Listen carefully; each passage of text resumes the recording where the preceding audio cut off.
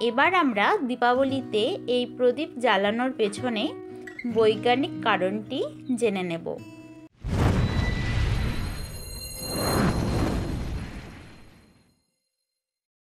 দীপাবলি অর্থাৎ প্রদীপের সমষ্টি। দীপাবলিকে আলোক উৎসব, দেওয়ালি, দীপোৎসব, দীপান্বিতা বলা হয়। দীপাবলি অন্ধকারের ওপর আলোর বিজয়, মন্দের ওপর ভালোর, অজ্ঞতার ওপর জ্ঞানের প্রতীক। দীপাবলি শুধু ভারতেই নয়, Nepal, Mauritius, Sri Lanka, Myanmar, Malaysia, Singapore, Fiji, বাংলাদেশেও এই দিন সরকারি ছুটি দেওয়া হয়। এই দিন হিন্দুরা ঘরে ঘরে ছোট মাটির প্রদীপ জ্বালান। সারি সারি প্রদীপের আলোতে স্বর্গের দেবতাকে গৃহে বরণ করে নেওয়া হয়। আজকের ভিডিওতে আমরা জেনে নেব এই দীপাবলি কেন পালন করা হয়। বেঙ্গালি উইথ তমা চ্যানেলে আপনাদের সবাইকে স্বাগত জানাচ্ছি। যে কোনো বিষয়ের ওপরে ভিডিও পেতে আমার যে কোনো ভিডিওতে কমেন্ট করে জানাবেন।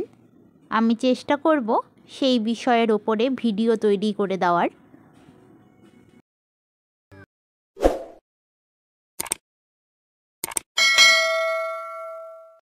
রামায়ণ অনুসারে ত্রেতা যুগে রামচন্দ্রকে 14 বছর বনবাসে যেতে হয়েছিল।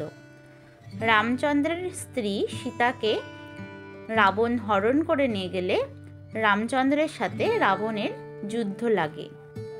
বিজয়ার দিন রামচন্দ্র রাবণকে বধ করেন। তারপর ভাই লক্ষ্মণ এবং স্ত্রী সীতাকে নিয়ে অযোধ্যায় ফিরে আসেন।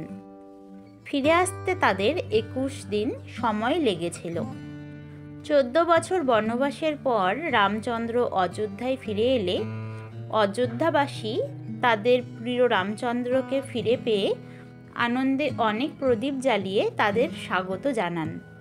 সেজন্যই বিজয়ার 21 দিন পর পালন করা হয় দীপাবলি। এবার আমরা দীপাবলিতে এই প্রদীপ জ্বালানোর পেছনে বৈজ্ঞানিক কারণটি জেনে নেব। চ্যানেলে নতুন হয়ে থাকলে চ্যানেলটিকে সাবস্ক্রাইব করে পাশে থাকা বেল আইকনটি প্রেস করে রাখবেন সবার আগে ভিডিওগুলোর আপডেট পেতে। ভিডিওটি ভালো লেগে থাকলে লাইক করে দেবেন।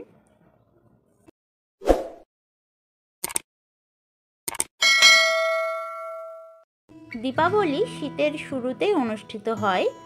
এই সময় ঝড় বৃষ্টি না হওয়ায় ক্ষতিকারক কীট পতঙ্গের আক্রমণ বেড়ে যায়।